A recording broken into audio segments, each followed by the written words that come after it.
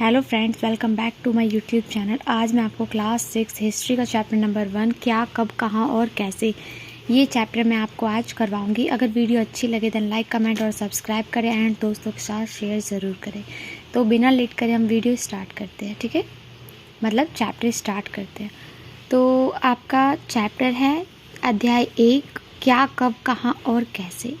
आज हमें इस चैप्टर में ये सब पढ़ना है, क्या हुआ है, कब हुआ है, कहाँ पर हुआ है, कैसे हुआ है, ठीक है। तो इसमें एक रशीदा की बात हुई है कि वो अखबार पढ़ रही थी और अचानक से उसकी जो निगाह है, जो उनकी आइज़ है, वो एक हेडलाइंस पर पड़ती है जहाँ पर लिखा है 200 साल पहले। तो वो सोचने लगती है कि ऐसा मतलब कैसे जाना जा सकता है इतने साल पहले के बारे में, ठीक है, कैसे पता लगाए। अगर आप जानना चाहते हैं कि कल क्या हुआ था, अगर आप जानना चाहें कल क्या हुआ था, तो अगर आप मान लीजिए आप किसी एग्ज़ाम की तैयारी कर रहे हैं तो आप न्यूज़पेपर पढ़ते होंगे। अगर आपको टीवी देखना पसंद है, टीवी में आप न्यूज़ देखते होंगे। तो इस सब से आपको कल की जो भी चीज़ें हुई है, जो भी जानकारी आपको इकट्ठी करनी है, आप कल का न्यूज़पेपर पढ़ के या रेडियो सुन के, टीवी देख के आप जानकारी हासिल कर सकते हैं। बट अगर आप जानना चाहिए कि पिछले साल क्या हुआ था, तो आप किसी ऐसे व्यक्ति से मिल सकते हैं ना जिसे उस समय की स्मृति हो, मतलब उसे उस समय की जानकारी हो, उसे उस समय की याद हो कि हाँ पिछले साल क्या हुआ था, ठीक है। बट अगर आप बहुत साल पहले की, आज से 200, 300, 400 साल पहले की बात जानना चाहे तो आप कैसे जानेंगे, ठीक है। तो ये आपका कैसे में एक प्रश्न पूछा गया है। अब बोला अतीत के बारे में हम क्या जान सकते हैं, मतलब अपने पास्ट के बारे में क्या जान सकते हैं। पास्ट के बारे में आप बहुत कुछ जान सकते हैं। आप ये जान सकते हैं कि पहले के टाइम में लोग क्या खाते थे, वो कैसे कपड़े पहनते थे एंड वो किस तरह के घरों में रहते थे। क्या वो लकड़ी के घरों में रहते थे, या वो गुफा में रहते थे, या वो हमारी तरह पक्के घरों में रहते थे, वो कैसे कैसे घर में रहते थे, ये आप जान सकते, ठीक है। इसके साथ ही आप शिकारी हो गए, पशुपालक, शिल्पकार, पुरोहित, संगीतकार या फिर वैज्ञानिक के जीवन के बारे में भी आप जानकारी हासिल कर सकते, ठीक है। सिर्फ यही नहीं, आप ये भी जान सकते, एक तो आप इनके जीवन के बारे में जान सकते, साथ साथ आप ये भी जान सकते कि ये कैसे कपड़े पहनते थे, क्या कौन से खेल खेलते थे, कौन सी कहानी सुना करते थे, ठीक है। तो आप ये सब जानकारी आप इकट्ठी कर सकते हैं। लोग कहाँ रहते थे, पहले के टाइम में लोग कहाँ रहते थे, तो इसमें देख लेते। इसमें आपको नर्मदा नदी के बारे में बताया गया है कि लोग इस नदी के तट पर रहते थे। इसके साथ ही सुलेमान और किरथर के पहाड़ियों का भी उल्लेख है इस चैप्टर में। और आपका गंगा और उसकी सहायक नदी सोन की बात भी हो रखी है। सिंधु नदी और उसकी सहायक नदी के बारे में भी बताया गया है। विंध्या की पहाड़ियों के बारे में, गारो हिल्स के बारे में भी इस चैप्टर में बताया गया। तो आपको ये सारा आगे अभी मैं पढ़ाऊँगी। तो ये आपको मैंने एक बेसिक जानकारी दे दी है, तो अब बताना मैं शुरू करती हूँ, ठीक है। अब बहुत कई लाखों साल पहले की बात है। लोग जो है नर्मदा नदी के तट पर रहते थे। और हाँ, यहाँ पर लोग मतलब परमानेंट नहीं थे, वो खाना बदोश या बंजारे की तरह रहते थे। और अब वो नदी के तट पे रहते थे, वहाँ पे जो भी जंगल का एरिया था, लोग उसकी संपदा से परिचित थे। मतलब उन्हें पता था कि कहाँ पर कौन से फल मिल रहे हैं, कहाँ पे कौन सी जड़ी बूटियाँ मिल रही है, मतलब वो अच्छे से उससे परिचित थे। इन्हें सब कुछ पता था, नोन थे हर एक चीज़ से कि यहाँ पे ये वाला पेड़ है, यहाँ पे ये वाली जड़ी बूटी मिलती है, ठीक है। तो उन्हें सब चीज़ के बारे में जानकारी होती है, ठीक है। और वो भोजन के लिए कौन कौन सी चीज़ें खाते थे, तो देख लीजिए, जड़, फल और जंगल के अन्य उत्पाद। जड़ में आप कह सकते हैं जैसे आलू वगैरह आते हैं, ये सब आपका जड़ में आते हैं। फल, लेकिन उस टाइम में जड़ों के रूप में कुछ और ही हो, ठीक है। तो ये अभी इसके बारे में कुछ भी किसी के पास कोई जानकारी नहीं। फल तो आपके वही होंगे जैसे सेब वगैरह हो गए। जंगल के अन्य उत्पादों का मतलब जंगल से बहुत सी चीज़ें आपको मिलती है, तो वही जंगल के अन्य उत्पादों का भी वो यहीं से संग्रह किया करते थे, मतलब खाने पीने के लिए, ठीक है। और जानवरों का आखेट करते थे, मतलब जानवरों का शिकार करते थे। आपको पता है ना, पहले के लोग चिड़िया वगैरह का शिकार करते थे, मछलियों को पकड़ के खाते थे, क्योंकि लोग खाना बदोश होते थे और ये मांसाहारी लोग होते थे पहले के टाइम में ना, आप आदिवासी भी कह सकते हैं। तो नर्मदा नदी के बारे में आपको पता चल गया है कि वो एक विशाल संपदा से परिचित थे और वो शिकार करके खाना खाते थे और वो जंगलों से चीज़ें कलेक्ट करते थे, ध्यान उसे खाते थे। अब हम सुलेमान और किरथर की पहाड़ियों के बारे में पढ़ेंगे। अब यहाँ की बात नर्मदा नदी की बात हमें कई लाख वर्ष पहले की थी।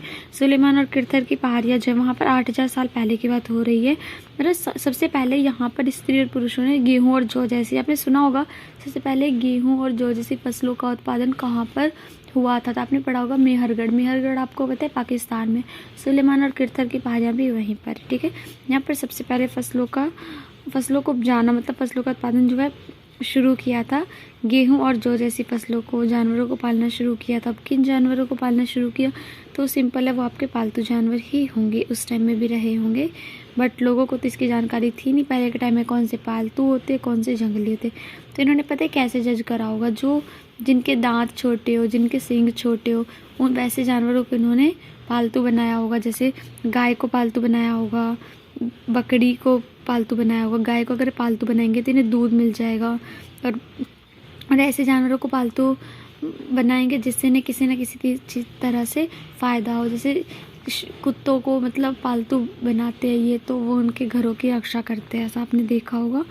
अब हम गारो हिल्स एंड विंध्या हिल्स के बारे में पता करेंगे। ये विंध्या की जो पहाड़ियाँ है ना, इसके उत्तर में सबसे पहले चावल उपजाए गए थे। देख लीजिए ये आपका विंध्या, ठीक है। अब हम सिंधु और उसकी सहायक नदियों का पता करते हैं। तो जो आरंभिक नगर है, मतलब वो नगर जैसे आप सिटी या टाउन कह लीजिए, सबसे पहले यहीं पर बसने शुरू हुए थे। 4700 साल पहले की बात हुई थी। अगर हम गंगा नदी का पता करें कि गंगा नदी और इसकी सहायक नदी जो सोन है, तो वहाँ पर भी आपके आरंभिक नगर बसने शुरू हुए थे। आरंभिक नगर मतलब जो सबसे पहले नगर बसने कहाँ शुरू हुए थे? आप कह सकते हैं सिंधु और इसकी सहायक नदियाँ। ये आपकी 4700 साल पहले की बात हुई है। गंगा नदी के किनारे की बात करें कि आरंभिक नगर, जो आरंभिक नगर तो आप नहीं कहेंगे, आरंभिक नगर तो क्योंकि सिंधु उसकी सहायक नदियों के आसपास हुए थे।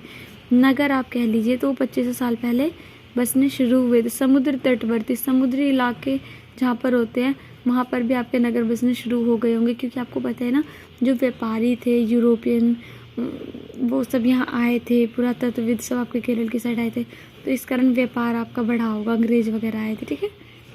तो अब हम गंगा और इसकी सहायक, ये तो बता दिया मैंने। अब यहाँ पर ये बात हुई है कि लोग पहले यात्रा क्यों करते थे। आज के टाइम में अगर मैं पूछा आप क्यों यात्रा करते हैं, तो आप कह सकते हैं मेरे को स्कूल जाना होता है, मुझे घर के लिए सामान लाना होता है, मुझे घूमने जाना होता है, मुझे बिज़नेस से रिलेटेड चीज़ों के लिए या अपने दोस्तों से मिलने के लिए एक जगह दूसरी जगह जाना होता है। बट क्या पहले के टाइम में भी लोग यात्रा करते होंगे? तो हाँ, आप बिल्कुल सही, पहले के टाइम में भी लोग यात्रा करते होंगे। या तो वो नई ज़मीन की तलाश में जाते होंगे, या वो घर के लिए, व्यापार के लिए, घर बसाने के लिए, या फिर सेना एक क्षेत्र से दूसरे क्षेत्र पर विजय प्राप्त करने के लिए जाती थी। जो टीचर्स होते थे वो एक जगह से दूसरी जगह जाते थे, अपने ज्ञान, जो उनका ज्ञान है वो लोगों में शेयर करने के लिए। मतलब जैसे टीचर्स आपको पढ़ाते हैं ना, वैसे वो अपनी ज्ञान और शिक्षा सलाह देते हुए एक गांव से दूसरे गांव, फिर एक कस्बे से दूसरे कस्बे जाते थे। कई लोग उत्सुकतावश भी यात्रा करते थे, ताकि वो नई ज़मीनों को खोज सके जहाँ पर लोग रह सकते हैं, ठीक है। बट जो पर्वत होती है, पहाड़ियाँ होती है, वो आपको शायद आप समझते हो पर्वत पहाड़ियाँ एक होती है, बट मैं बता दूँ आपके माउंटेन बड़े होते हैं एंड हिल्स आपकी छोटी होती, ठीक है। तो इन सब के कारण रेगिस्तान, नदियों, इन सब के कारण यात्रा भी जोखिम भरी होती होगी, क्योंकि पहले के टाइम आपके शिप, एरोप्लेन ये सब तो थे नहीं। तो लोग यात्रा कैसे करते होंगे? तो ये जोखिम भरी थी, बट जो लोग चाहते थे यात्रा करना वो ऐसा कर पाए, ठीक है, और उन्होंने यात्रा की भी। अब आपको पता है हमारे देश की जो सीमा, उसका निर्माण कौन करते थे? आपको पता ही होगा, ये समुद्र और ये पर्वत पहाड़ी, ये सब हमारी सीमा का निर्माण करते, ठीक है। लोगों के लिए आसान तो नहीं था पार करना, बट जिन लोगों ने पार करना चाहा वो उत्तर में गगनचुंबी पर्वत को पार कर सके, गहरे समुद्रों को पार कर सके, ठीक है। और उपमहाद्वीप के बाहर से भी कुछ लोग यहाँ आए और यहीं बस गए। लोगों के इस आवागमन ने हमारी सांस्कृतिक परंपराओं को समृद्ध किया। मतलब आपको पता है जब लोग एक जगह से दूसरी जगह जाते हैं, वो एक दूसरे के कल्चर को एडॉप्ट करते हैं एंड एक दूसरे की सांस्कृतिक परंपराओं में घुल मिल जाती है, जिसके कारण वो समृद्ध होती है, मतलब रिच इन हो जाती है वो, ठीक है। देन पत्थरों को तराशने के लिए और एक दूसरे के विचारों, मतलब पत्थरों को तराशना, उन्हें संगीत रचना है, तो वो क्या करते थे, एक दूसरे के विचारों को अपनाते रहते थे, ठीक है। अभी देश के नाम हम बाद में पढ़ते हैं, उससे पहले हम ये पढ़ेंगे कि अतीत के बारे में कैसे जाने। ठीक है, तो हम ये नेक्स्ट वीडियो में करेंगे। आज के लिए बस इतना ही था। इसे आप एक बार अच्छे से पढ़ लेना। ठीक है, आपको ये समझ में आ जाएगा। शुक्रिया बच्चों, thank you so much video देखने के लिए। अगर वीडियो अच्छी लगे तो लाइक कमेंट और सब्सक्राइब करें, दोस्तों के साथ शेयर करें। Have a nice day.